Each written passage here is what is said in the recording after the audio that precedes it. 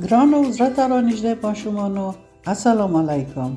خدای دې وکړي چې ټول جوړ روغ او خوشحاله راغلي وئ، چې بیا هم خپل نوي درس ته غوږ ونیسئ. بیا به هم خپل نوی درس د بسم الله الرحمن الرحیم په مبارکه کلمه پیل کړو. اوس یې تاسو هم ووایاست. بسم الله الرحمن الرحیم. آفرین، شاباس. د نن ورځې درس مو د کاف حرف دی. کله چې کاف د ری سره راشي داسې لیکل کیږي او نیمیږي او بیا ری راځي او کر تلفظ کیږي. کله چې کاف زبر ولري کر تلفظ کیږي، لکه کر د کرونده په کلمه کې. کرونده باندې خو تاسو پوهیږئ په معنای هلته چې غنم کرل کیږي، هلته چې جوار کرل کیږي، هلته چې لوبیا، نخود یا نور شیان کرل کیږي، هغه ځای ته شنه ځای ته کرونده وایي. کرونده، کاف ری کر د کرونده په کلمه کې.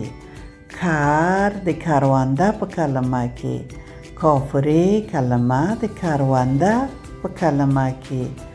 کاف ری کر شوی، یو واو یې مخته راغلی، کرو، بیا نده ورسره راغلی، کرونده.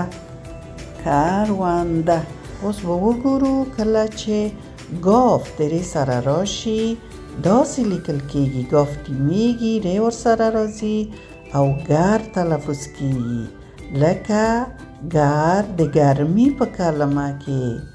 ګر کلمه د ګرمي په کلمه کې. تاسو وګورئ دا هلک روان دی په سره لمر کې، نه خولۍ په سر لري او نه چترۍ لري، نو خولۍ پې ماتې شوې. ګر د ګرمي په کلمه کې. تاسې کله چې بیرون ته وځئ حتما په سره لمر کې مه ګرځئ، او که ډېره ګرمي وه چترۍ اخلئ او یا خولۍ په سر کوئ چې ناروغه نه شئ. ګر د ګرمي په کلمه کې. او که د دغه هلک باندې خولۍ در باندې ماتې نه شي. ګر ګرمي. ګر ګرمي. ګر د ګرمي په کلمه کې. او اوس به وګورو کله چې لام د ری سره راشي څنګه لیکل کیږي. داسې لیکل کیږي، لام د ری سره راځي او لر تلفظ کیږي. لر، لکه لر د لرګي په کلمه کې. لکه لر د لرګي په کلمه کې. لرګي، یا که یو دانه لرګی وي لرګی. لرګی یا لرګي.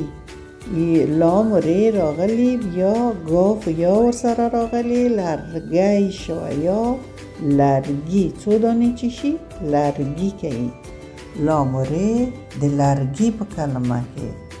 لام ری د لرګي په کلمه کې. دا لرګي خو تاسو وینئ دا د ونو تنې دي، هغه ونې چې وچیږي بیا هغه اره کوي او د لرګیو نه یې کار اخلي.